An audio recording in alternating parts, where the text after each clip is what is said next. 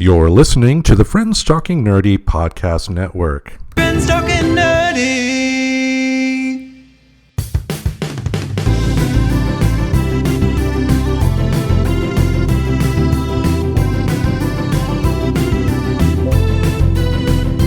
If your friends are nerdy and you are nerdy too, I want to talk to you.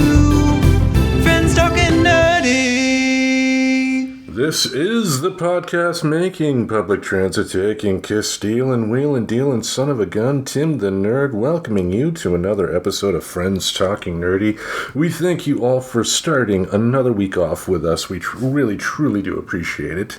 Sitting next to me in a beautiful jumpsuit, waiting for this recording to end so she can lie down on her luxurious bed and relax after a long, long day, we have the greatest legal mind in the Pacific Northwest, Professor Aubrey. How you doing? I am really good, Tim. I'm a little tired, it's true, but I'm doing well. Yes. It is the start of the school year for you. I believe it's your second week. Exactly. It's the second week of the school year, which is when things start getting really hectic because you start getting assignments in that you have to turn around and prep the class.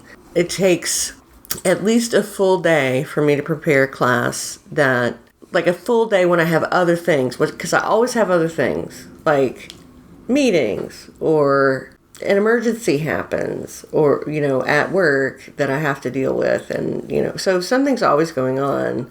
So I say like a whole day with those kinds of interruptions to prep a class. It takes me another whole day to do the grading for that class. And then that's 2 days. And if I teach 2 classes, that's 4 days. And I'm supposed to have 50% of my time to do administrative stuff. And I end up having no time to do administrative stuff because it's so much easier to let the administration down than it is to let my students down, It's a different goal than working at just a regular company that's there to make a simple profit. Oh, yeah. At the end of the day, it's like your role be damned. If something you do helps benefit them, then you do what you have to do to benefit students. I mean, that's just, if you don't have that mindset, you should not be teaching in any way, shape, or form. Right, because, things are great in theory, but it's where the actual relationship that allows for education to occur. What was I saying? What about that? About the... Help me. About the education system and whatnot. About the education system and whatnot. Yeah. That doesn't really help. Okay, There's a lot. No, here's what I'm saying. It's much easier for me to let the administration down than it is for me to let my students down. And you're right. I think that that's absolutely the mindset that you have to have if you're going to you even try to be an effective teacher. Mm-hmm. Because your students really depend on you in a way that the people who are your bosses don't. At the end of the day, it's their responsibility. Whereas at the end of the day, it's mine with that individual student. So I think it's totally understandable. But, sometimes conflicts occur, and today was actually a really kind of weird day as far as that goes. I taught class tonight, so I was busy preparing the class because it's the first time I've taught it in about 5 years. So I'm basically preparing it like a brand new class. But preparing the class, and I also had a departmental meeting. And so I was planning my day around trying to get my prep done before class and still go to run that meeting. Mm-hmm. And when I got to work, so I spent about 3 hours here at my house working and got a lot done. Went to my office and I could not connect to my computer. I could not make it know that it was me there trying to get it to do things. And so I called the tech support and they were like, yeah, your computer is so old, it's still running Big Sur. And we don't support that anymore. So I think that was the operating system that debuted the year I started with Apple. Really? I could be wrong on that one, but pretty close. Anyway, he was like, you just need a new computer. Like, there's no way we can make it do what it needs to do in our milieu, right? Mm-hmm. So I'm like, okay, I'll get my laptop. So I get my laptop, and I could not connect to the Wi-Fi. There was some kind of weird problem with the Wi-Fi. So I am being foiled in my every attempt to get back prepping my class, right? Foiled, she says. Foiled. Right. I spend 30 minutes on the office computer. I spend 30 minutes on the laptop. So an hour of the very few hours I have taken by this computer problem, which is still not solved. So then I go to a coffee shop to get on the Wi-Fi there. Still problem with the Wi-Fi. Like, I think the way they told me to fix it actually messed my computer up more. Because I think it told it to forget, like, every network it's ever been on. Yeah. And so then I needed passwords for all of those. Well, I mean, to be fair, that is standard. I mean, with computer, you want to start with the easiest solutions first. And the easiest problem, and a lot of times when it comes to Wi-Fi stuff, clearing stuff related to the Wi-Fi can actually help things at times. It is the easiest solution. You want to start with the easiest first because we're talking about devices that cost a lot of money. And it's you know, by instinct as a repair person, you want to go for, oh my God, it's the most complicated issue in human history. But you gotta go for the simple solutions first. And it sucks when, you know, they end up not working out or make things worse in ways, but it can save you money. Okay, well, I needed a computer, so Yeah. I went to the coffee shop, and as I was sitting there working, because I did get it to connect to my phone as a hotspot. So I'm sitting there working, finally. I have like an hour left to work, and the computer just turned off. Ugh. It just turned off and would not turn back on. All signs of life were gone. So I called IT again, this time almost in tears because I have to prepare my class. And now all the tools I have to do that have been taken away from me. So I was very stressed out. He was like, yeah, we'll send somebody over. Somebody came over. They fixed the office computer so at least it connects to the internet now. And then they took my broken computer and are going to it's still under Apple Care. So they're going to get it fixed or whatever they do. Yeah, they probably have a contract with the Apple business team, you know, for like bulk purchases, especially. You know, there are computers that companies can order that, you know, that Apple can say, you know, product number 1 through 49 will all have the same software on all of them. We'll have special proprietary business software put on them as well. And that way, you know, if someone did decide to, you know, 5-finger discount with that computer, it's, you know, they're not going to be able to, you know, restore it. Even if they were able to find a way to restore it, it's like, you know, connected to the college, and they would need some extra steps. Yeah. Yeah. Yeah. So he took it away. And then I kind of had a meltdown, and I decided that I would call my dean, and because I needed help. And so what was I supposed to do? Right. And I've never called the dean to ask them for like immediate assistance. It's the first time I've ever done that. And I was like, listen, I don't have a computer. I have to prep my class. All I need is a computer, and I don't have one. And I was like bawling. And he was like, I'm going to get you a computer. And so then he called me back and he was like, okay, go over to the student services building and go to this person's office and she will hand you a computer. And I was like, okay. So I walked over there and I walked in her office and she handed me a computer and basically didn't ask me anything like, who are you or anything. And then I left and did my work. And so the rest of the day went swimmingly. So while it was challenging, I think I did the right thing. I sort of passed the buck to the next person. What? Some remnants of the drink you spilled earlier on the ground. Oh. But I spilled a drink earlier. Yeah, it was an accident. And I got more socks. I mean, if this is my only pair of socks, that'd be weird, you know? That would be weird. Yeah, well, he's a hobo, kids. Anyway, Hobo Tim. Hey, kids, how you doing? Freaking. That's right, but I agree. There are times to where, like, you got to do what you can to get the tools you need. You know, because again, if you didn't have that computer, you know, you wouldn't have had the ability to teach a class tonight. Exactly. And, you know, that's a day out of the week that these people took off to be at that class that last minute you would not have been able to do just because they provided you with the computer that, you know, has met its due. You know, let's not say it's a lemon. You know, no computer out there is going to be with you for the rest of eternity. It is a machine. It will break down. It's just... But unfortunately, the only advice I would ever give anybody as a former computer repair technician is just live with the mindset that today's the day the device could die. Mm-hmm. Well, and I think I do a good job of that.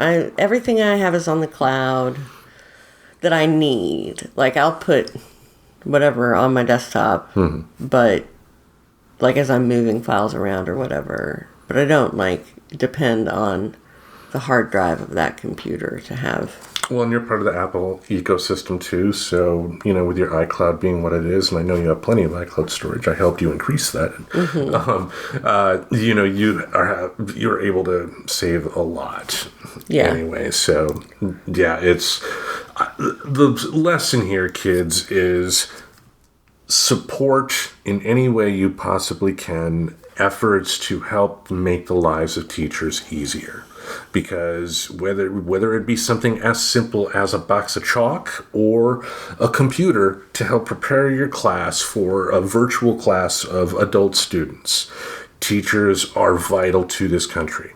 It is very much part of our national security, in my opinion, that we support teachers and give them all the tools they need to do their job. I mean, is every place going to be perfect? Of course not. I'm not expecting perfection. I'm a realist, but we can do more. We can do a lot more. I think so. I think that's the case. And I think often the resources aren't reaching, you know, often it's a distribution problem, not a ability to have the stuff problem. Yeah, the top of the food chain gets 25 million, and then the next down in the pyramid gets 1 million. Yeah, but like in my context, in an institutional context, it means more that there's money for computers. Mm-hmm. Somebody has to decide how to spend that money. They come up with some policy that they think is fair for the 1,200 people that work at our college. And so they come up with the system of replacing things as they age. It doesn't matter what happens to them. They will not replace anything until it ages out of the system. So if you break your computer, you're kind of SOL unless you're still covered by AppleCare. After which time they'll say, yeah, and you know, you weren't up for renewal yet, so your department will have to buy this computer for you. Instead of the money that's for computers. Like, the money for my department should be spent on things for students in my department. So anyway, it's like the policies that people come up with to try and disperse the resources they get from taxpayers don't make any sense sometimes. Just bureaucracy for the sake of bureaucracy. Yeah, and then it doesn't ever trickle down. It's like they're siphoning off the top in the form of resources. But it's not, it's a non-profit, right? It's part of the government. It's not... But we have to pay our administrative staff top dollar if we expect, good results. Right? Right. American way, man. American way, man. Anyhow. Yeah. There's structural problems. There's all kinds of problems. There's poverty, etc. Yeah, I mean, there's no immediate solution out there. It'd be silly to think there is, but you could still help fight. You know, if you know teachers in your life, support them in any way you can, even if it just means making a frozen pizza in the oven fryer thing and having it ready by the time class is done.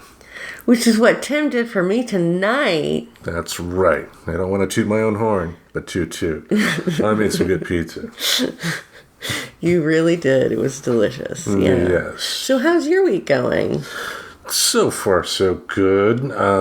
Thankfully, Mimsy is no longer in heat for the month. So there is that, even though I feel so bad for her, but also get so annoyed with her, when she's in heat, because that is the only time she wants to jump up on the TV. Yeah. And, I think, like you said, it's to get attention, but that's really the most annoying thing that she does, and I count myself lucky, Oh, yeah. because I've, heard and seen, other stories of cats in heat that, have done far, far worse to try and get outside to get laid. Yeah. Yeah, so... and then, a problem that we have is that we're trying to get these cats veterinary appointments, but I cannot get a vet to answer the phone or accept new patients or not cost an arm and a leg. Anyway.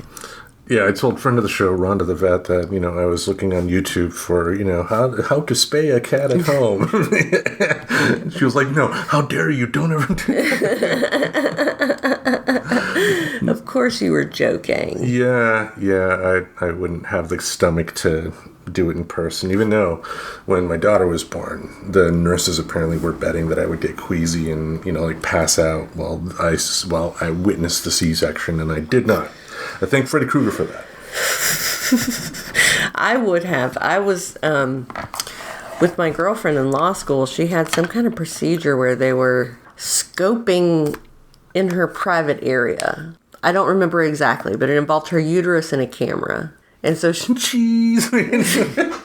Right, and I'm standing there and I'm just thinking about what they're doing and seeing them moving around, and it just freaked me out so much that I got really sick and almost passed out. I turned white, and they turned to me and they were like, "You need to sit down." And they were mad at me because they're like, "You're going to fall down and hit your head, and then you're going to interfere with our ability to care for your loved one." It was weird. Oh, well, most doctors are dicks. Oh, yeah. Yeah, I mean, especially the more specialized ones, like my mother's brain surgeon, who was the father of the guy who wrote the American Pie movie. Asshole, just complete fucking asshole. Mm-hmm. Awful human being. Oh. But.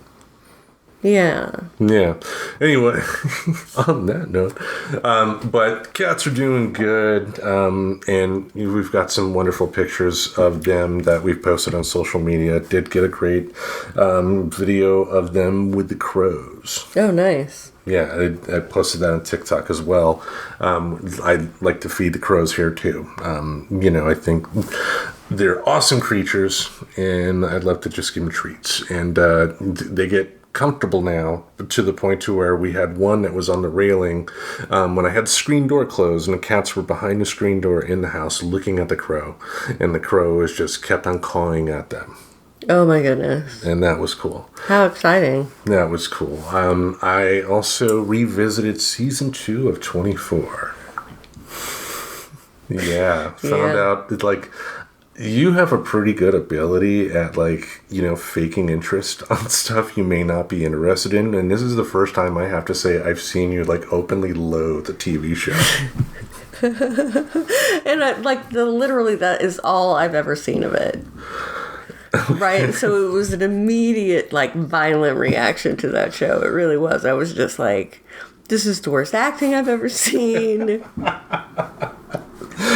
Oh man, and 20 years on, and the more I've grown as a creator myself, a lot of season 2 and the rest of that show was just, things happened because they needed to happen to move the story forward, and not because the characters found a solution to a problem. Right. Now, having said that, in their defense, I think 24, that type of show was just totally wrong for network television. Mm-hmm. Because when it got popular, people wanted another season, and then another season, and then another season, and having it go, just keep on going like that, and not just take the time to find the right story and go from there. And also, too, keeping the same main character throughout. I mean, for as great as Kiefer Sutherland was as Jack Bauer, I think the main character of that show should have been the counter-terrorist unit group itself and not one particular person. I would have done like a True Detective type of deal.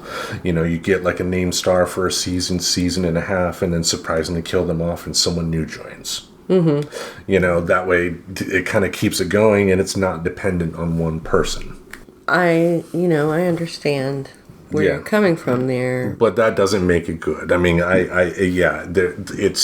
I can watch it and enjoy it for the nostalgia purposes, because season 2 especially is sentimental for a couple of reasons. One of the last episodes of that season aired on the day my daughter was born. So, and during the day my daughter was born, at night I got to see President Palmer get removed from office from the 25th Amendment, and that's where I learned about the 25th Amendment. So yeah, there's my civic duty there. God bless America. But it also inspired me to write my book. Really? Yes. I mean, there goes Mimsy, her favorite thing. Claw. But it was like that season started like roughly around the time I found out I was going to be a father. And then at that point, I felt the urge to create something too. And ultimately ended up writing a few drafts of it to the best of my ability at that time, and ended up self-publishing it. But after a few years, realizing that while the ideas behind it was something that I could definitely work with and refine and make better, it was just an early draft. Mm-hmm. And that's okay to admit. You know, so what I did, I took it off the market. I was selling it for 99 cents a copy on Smash, where it says an ebook. Yeah, so it was available, but not no more, folks. And what I did is this is the first time I've actually used an outline for a novel. Essentially, just the outline was like a summary of what the novel would be, but a summary of each and every scene, kind of like what they do when writers on a TV show write B-sheets. Mm-hmm. You know, each beat of the show is done in summary form. That way, when the entire show is beated together, it's given to the writer, and then the writer can, write it up relatively quickly from there. Mm-hmm. And, it went a little longer than I anticipated, but so far, I got a first draft. I finished. Yay! That's really amazing. Yeah. You should feel so great about that, because, you've now written a book twice. Mm-hmm. On top of the couple other ones that I've written too, so I've written some books, baby. But what I'm doing too is like any writer, when they write something, they need beta readers. They need somebody that would take the time to read it. But I'm not going to assume anybody I know is going to have the time to read a novel. So we do got a website, which is a blog on WordPress. So starting on October 4th, and it will be going for 14 days, because there's 14 chapters. I'll be releasing a chapter a day on the website, and I invite everybody to check it out. I'm looking for feedback. I'm looking to make it better. It is a first draft. I'll definitely put it out there. I like the idea enough to make it a draft, but I also realize that this needs to be refined and made better. So if anybody out there in the listening land has time on their hands, head to the website. You'll be able to find that in our link tree in our show description. Awesome. I hope that lots of people take you up on that. And, I think that presenting it as a chapter a day is a really great way to sort of chunk it up for people, right? Yeah. And not be like, you have to read this whole book. Yeah, and because I've been there too, when somebody, wants you to read something and they offer it to you and they say it's a short story, but it's 45 pages and they want a response by tomorrow. I get having to say no, and I get having that times happen to where you want to say no, but you still say yes, and then you end up disappointing them anyway. Right. So something like putting it on a website, to your point, allows people to get to it at their leisure, and also opens it up for complete strangers to judge my work. And, we'll go from there. If anybody gets snarky, I can take constructive criticism all day, but I do think there are some people, especially on the social media side of things, who like to trash just to trash. Mm-hmm. And, yeah, hopefully none of that happens. Yeah, I mean, I think what are they going to... I don't know, you know what I mean. Over anxious about everything. Yeah, well, I don't think that's likely to happen. Yeah. And by it being on the website, you're probably going to have to really look for it. Mm-hmm. In the world of, like... It's not CNN, Tim. Like, there's a lot of content out there. Yeah. I don't know how many hits our website gets, but... Yeah, a few. Right, a few, like 3 in the last 10 years, probably. Something like that. Yeah, well, a little bit more than that, but Oh, and some great news on the family front. Luke has finally gotten permission to get Grand Theft Auto 5. Ooh, congratulations. Yes, it was kind of a present to him based on some successes he's had at home, and definitely proud of him to be able to get that. He's almost 18 and he's autistic, so, maybe, yeah, but anyway. I'm happy for him, but I'm also having to replay the game myself because, like, for instance, and anybody who's played Grand Theft Auto 5 knows Trevor is not the most stable character. Mm-hmm. And I forgot that when you see his character for the first time, he's hopped up on meth and he's having sex with another woman who's hopped up on meth in his trailer. You don't see body parts or anything officially X-rated. It's like Hollywood type of like sex scenes like that. But yeah, it's like I said, once you get to the point where you're done with the jewelry store heist, press X really, really, really, really, really fast.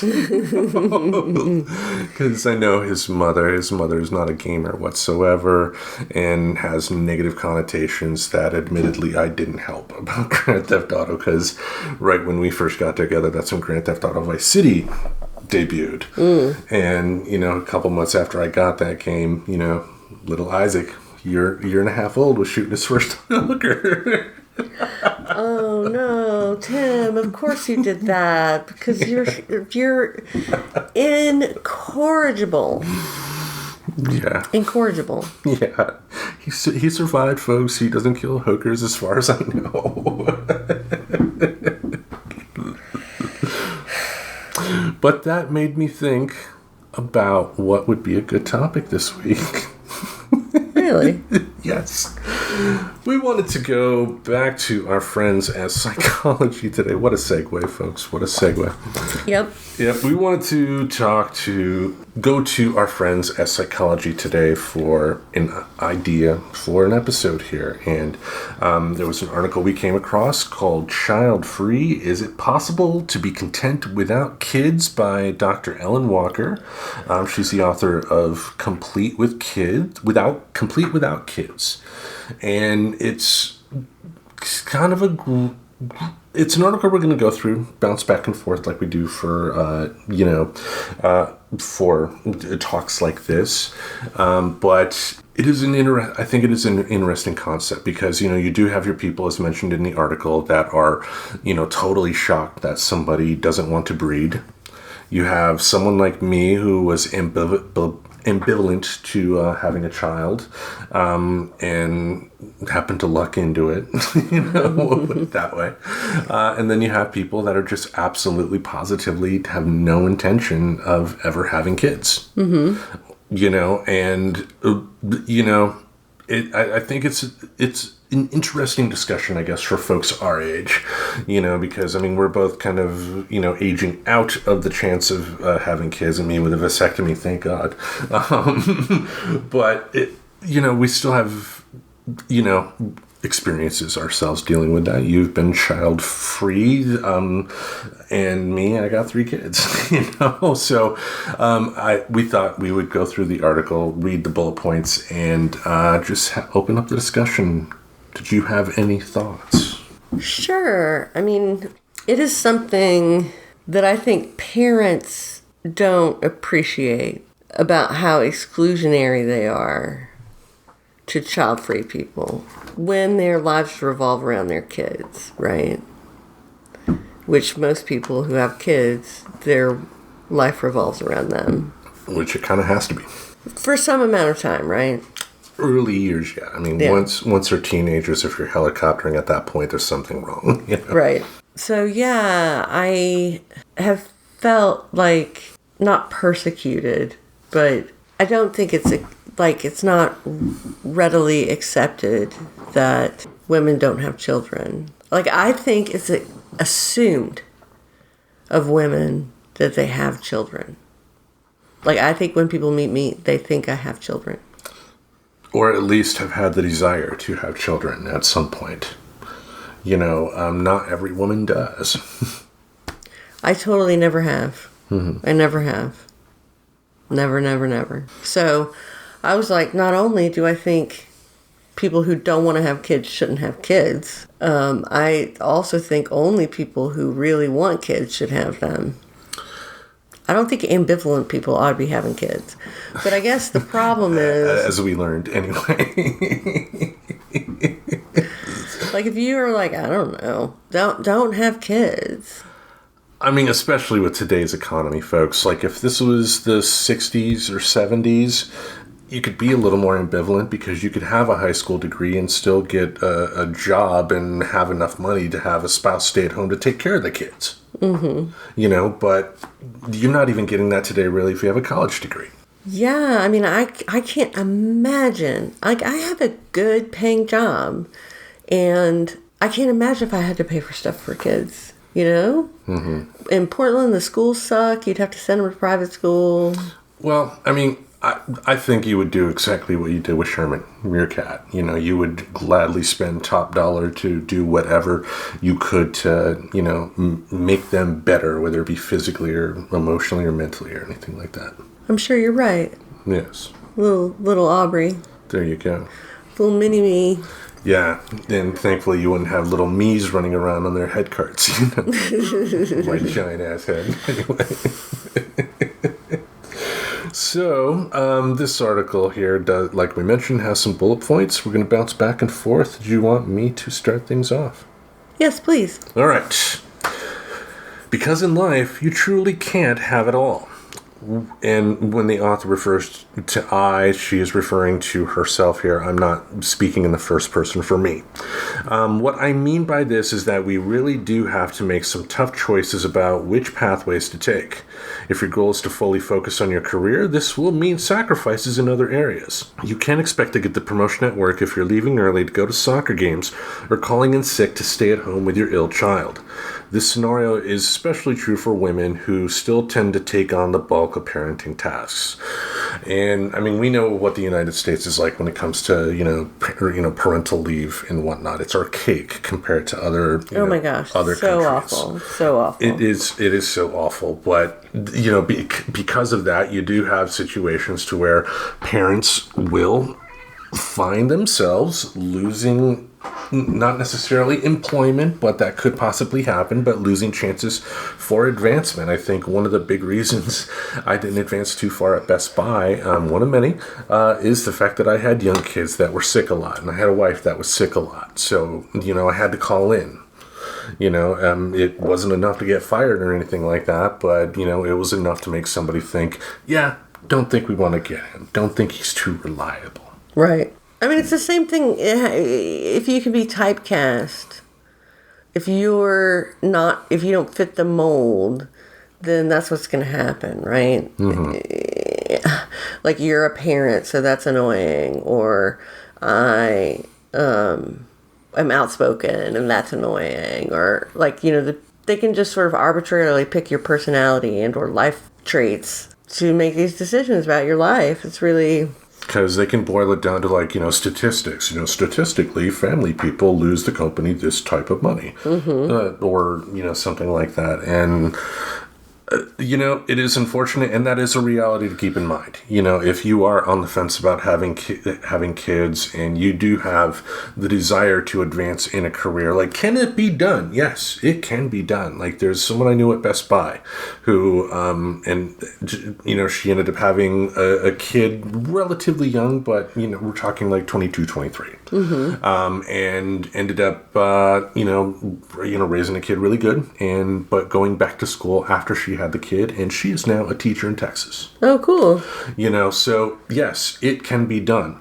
But when you have a kid, and especially in her case, when you're a single parent, even if you have support, and she has a great support system last I checked, not everybody does. And, what is impossible for some could be near totally improbably impossible for, somebody else. Listen to my English here, folks.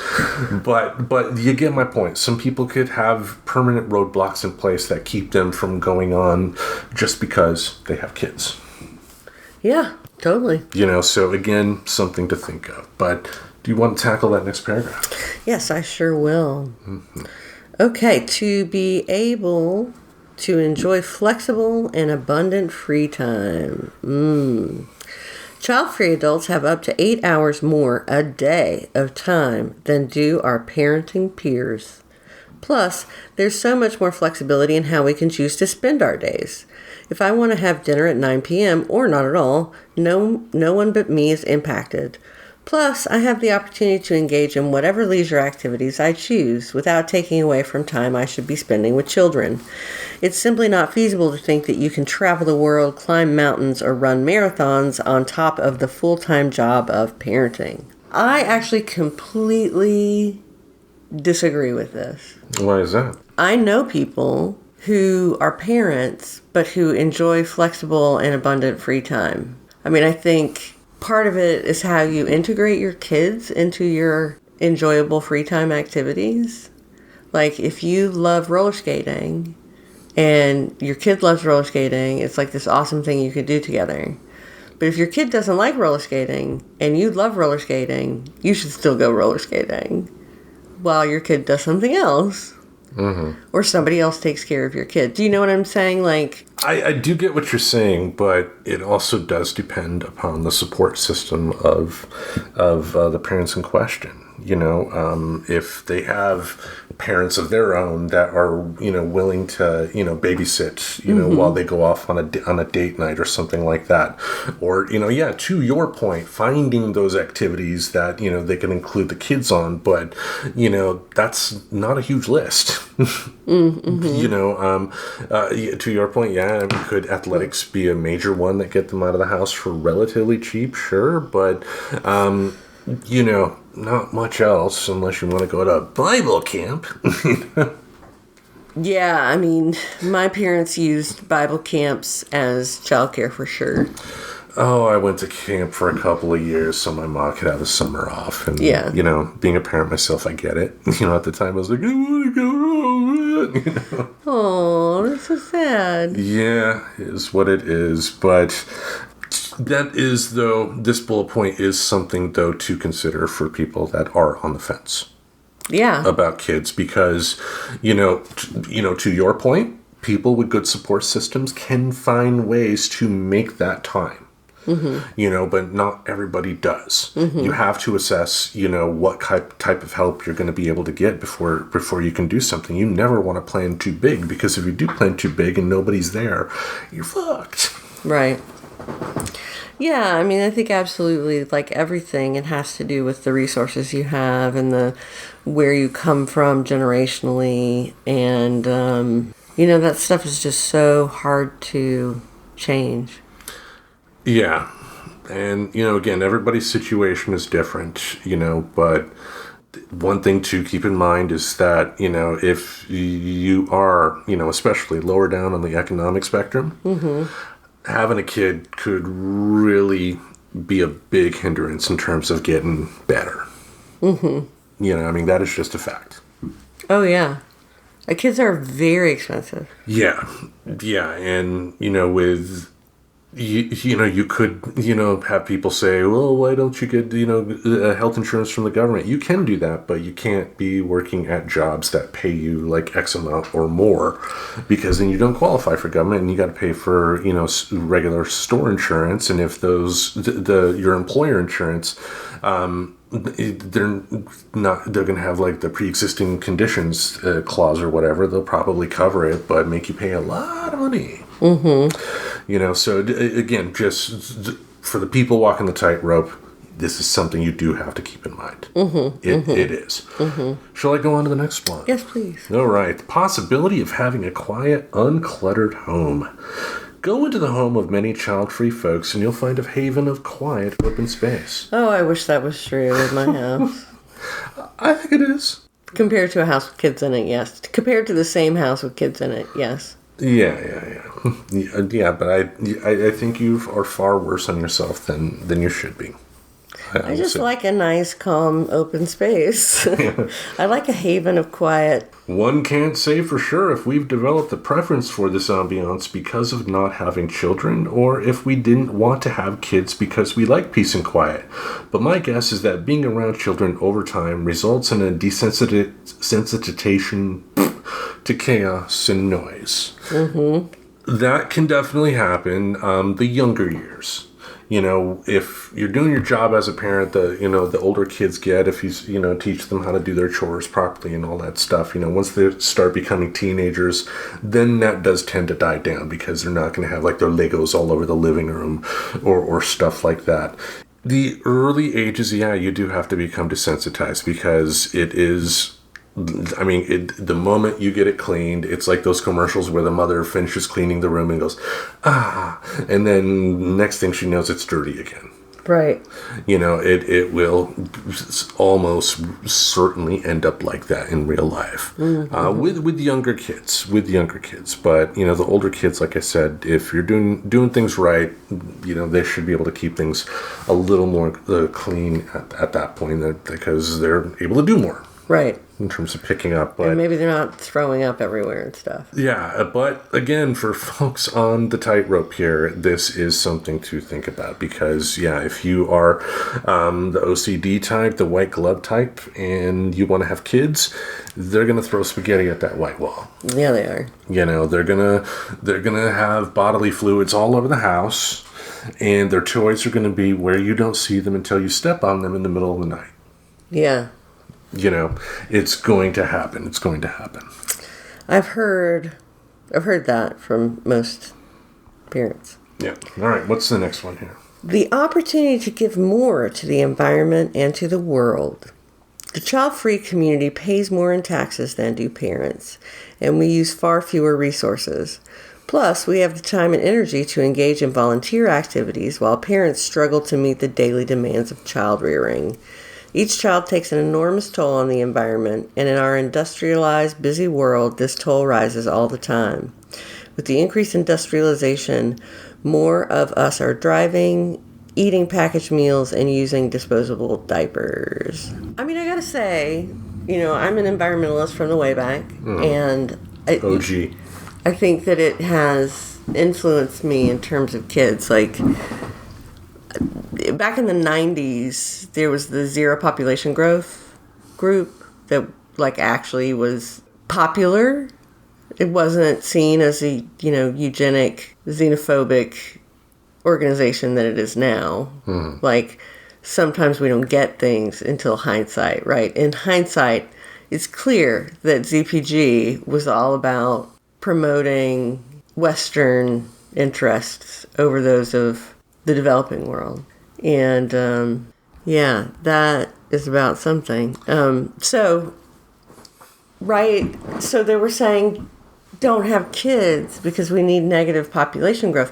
But who they wanted to not have kids were Indians and Chinese people and people in the developing world, right? They wanted to increase the birth rate in developed countries and decrease the birth rate in undeveloped countries because that would be better for overall for the whole population. But it's so racist, right? So Yeah, why them? Why those groups specifically, that they chose, right? Well, they chose them because they think of people as expendable in the. I mean, well, as far as this article goes here, like, do child-free people pay more in taxes? I'm sure they do. I don't know after the Trump tax return, but I think they do, yeah. Yeah, and obviously if we're talking about a single person living on their own, they are using fewer resources. I do disagree with the volunteering activities thing. I mean, a lot of these, charity organizations out there understand that people have kids, and they will go out of their way to try and make it as much of an inclusive event where kids and adults can feel like they're contributing to a good cause as they can. Not everybody is going to be able to pull it off, of course. I'm not, I'm realistic here, but again, charities want support, and they realize that they can get long-term support by starting young. Oh, right. So I do kind of disagree with that, but, it does depend on the parents' level of wanting to go out and volunteer. If they don't have that volunteering spirit, their kids aren't going to have it.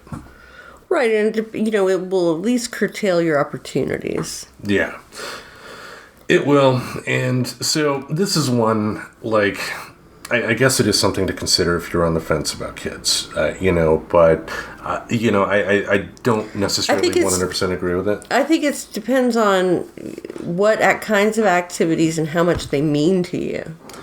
Yeah, I mean, like, is it possible for people with kids to engage in volunteer activities that help environmental organizations?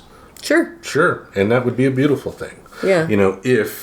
And I don't know the numbers here, so I'm not going to say that this article is 100% true, but Psychology Today being what it is, this is not somebody's blog, Yeah. So, this stuff is vetted. But just as far as the numbers, I can't necessarily say I 100% believe in that unless I saw them myself. Do you get my point here? Because I had a point and I felt like it was going, but it's just the numbers in question. Like, do they take as much of an enormous toll on the environment? She mentioned stuff like diapers, and diapers are, something to consider, because if you had cloth diapers, sure, it'd be a pain in the fucking ass to wash them. Well, they've done studies about this. It's very interesting that we always take it on ourselves, like climate change is our fault and we have to solve it. No, it's the fault of the companies that made money on hydrocarbons, and it's up to them that are still burning hydrocarbons to solve it. It's not up to me. Me riding my bike to work is good for me, so I enjoy the weather and that I get a little exercise. It's not about saving the environment, because it doesn't. So you would say the same thing about diapers? Because I do think... Well, I've actually seen studies where the resources used to collect and launder the diapers, if you use a diaper service, are just, or even more so if you do it at home, uses more resources than disposable diapers. So this is a total miss, swing and a miss from this lady's part, Right? For the most part on this one, because again, there's apart from the taxes, yeah, I mean, because especially with the volunteer things, there are too many volunteer organizations out there that would love to have kids, because if they got a camera person taking pictures, that's going to be the first thing that's going to be on their social media too. Yeah. Kids being involved. But anyway, shall I tackle the last one here? Yes, please. All right. A topic I know nothing about. Marital happiness and other relationships can be preserved and nurtured. It's no secret that marital happiness plummets following the birth of a couple's first child. There's a sleep deprivation, worries about money, lack of sex, loss of free time to be alone with friends and with one another, and myriad decisions to be made about child rearing, all of which can lead to conflict. Many couples don't make it, you think? And others stay together for the sake of the children. When someone says to me, like, do you regret marrying your ex-wife? I gotta say no, because in my head, thinking by saying yes, I would be implying that everything I did with her was a mistake, and that includes my kids. Mm-hmm. And, you know, for as much as I have been open about the times where I could have been better as a father, I love them. I mean, they've made me a better person in so many ways. And, you know, I'm still struggling to get better myself, but I'm getting there because they're there. Mm-hmm. You know, and it's like if there was a way to go back into time and smarten me up about some of, you know, the pitfalls that I did not take into account once I got enough courage to start talking to women. Uh-huh. You know, if there was a way to do that and still keep my kids, that I would do. Mm-hmm. You know, hopefully with a different mother. Hey, no. But, I mean, my choices are my choices. I can't go back. There is no rewind button in life. Nope. You know, but, you know, this is why we thought it would be interesting to talk about here, because you do got to think about that. Like when you are 20, 21, 22, and you're getting to experience things for the first time, you know, in terms of stuff like sex, you don't take the time to think about all the ramifications, you know, especially if you're a guy, you know. Especially if you're a guy. I mean, I think women have to approach it in a different way because the consequences are very different. But, yeah, I mean, I think you're right. And because being as irresponsible as I was, that's, you know, laid the initial domino that, you know, ended up knocking down the big dollhouse that was my marriage, you know, because, you know, we didn't have that time to grow a relationship first to see whether we really liked each other or not, to the point to where we would be able to cut ties without there being too much hassle, but we kind of sped through things a lot, you know? Yeah. And is what it is. Again, that's my life. It happened. You know, but the reason I, you know, feel it is important, again, to talk about this is that if you are a person that is starting out on that road, this is something you do need to listen to and take into account, because, you know, especially if you're not up there on the economic spectrum and you get married and have kids awful quick, you're not helping yourself long term. No. You know, again, not impossible to build yourself out of it, but again, you know, as we've talked about, having kids will have its disadvantages. It will. And it's not fair. It should be better. It's not. But that's life. And, you know, because I think of, you know, like when I just talked about my kids there, I think of what Loretta Lynn said when she talked about her song, The Pill. Oh, uh-huh. You know, and she talked about, you know, like if she knew about the pill and had access to it when, you know, she was, you know, initially 14. married. Yeah. That it's not that she would, you know, not want to have her kids, but maybe she would have had less of them and be able to plan them out, you know. Right, or been a little older, a little... yeah. Have had some life experience. Exactly, because no parent is ever gonna be 100% ready to be a parent from day one. You're not. No. You're just not, and you should not expect that. But there are things you can do to prepare to get you to that point, but that takes time. You're not getting that in 6 months, folks. Trust me. We're going to learn everything we need to know in the next 9 months. We're done. And then 14 years later, hey, boom, boom. Anyway, long story short here, kids, just take some time to think things out. You don't want to find yourself in a situation that, you know, because again, when you have kids, like, you know, thankfully come March, I won't have to talk to my ex-wife ever again. Nice. That'll be great, but that's 18 years. Yep. 18 years. And, you know, that's not, or there's more, because anyway, you get my point. It's if you only have one kid, it's 18 years. If you have more than one kid, it's more, obviously. But, you know, that's a person you're going to have to be linked with to have those conversations about little Johnny's in the hospital. Yeah. You know, like, we need money for this. We need this. We need this. And, you know, you got to think about that. I know, it's so hard when you're a young person.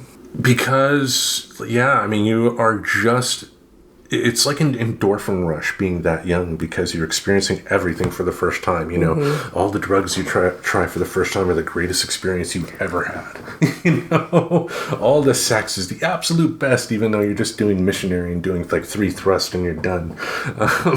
You know, everything is just so Friends Talking Nerdy After Dark. There we go. Okay, let's wrap it up on that note. 3 thrust. That was the 3 thrust maneuver. Yes, I give this episode 3 thrusts. I give it 1 at this point. Oh, come on. We did good. All right. Just think about it, folks, before you become a parent, because there are responsibilities. Long story short, right?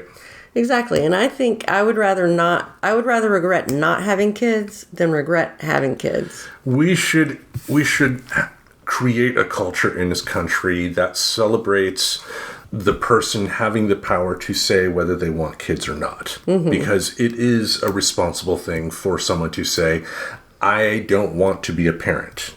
It is better for them to not be a parent than it is to find out that they shouldn't be a parent. Mm-hmm. You know? Yeah, and I think more and more our society is accepting that, and it's becoming more and more acceptable not to have children. And it's funny how much... Not the first thing that people say about you. Like, oh, there's Sally and Bill. They don't have children. Yeah. But it is funny how when things advance that much, you have the counterpoint that tries to be fascist and come and... You know, everybody needs to have babies. They're all from God. Right. You know. Okay. I think that's it. On the God note... All right. Each Monday we'll have something in this podcast space to entertain your ear holes. Until we meet again, we bid you adieu. Goodbye. Go to bed. Subscribe to Friends Talking Nerdy on iTunes, the Google Play Music Store, as well as Spotify. Remember to support Friends Talking Nerdy on Patreon. Goodbye, darling.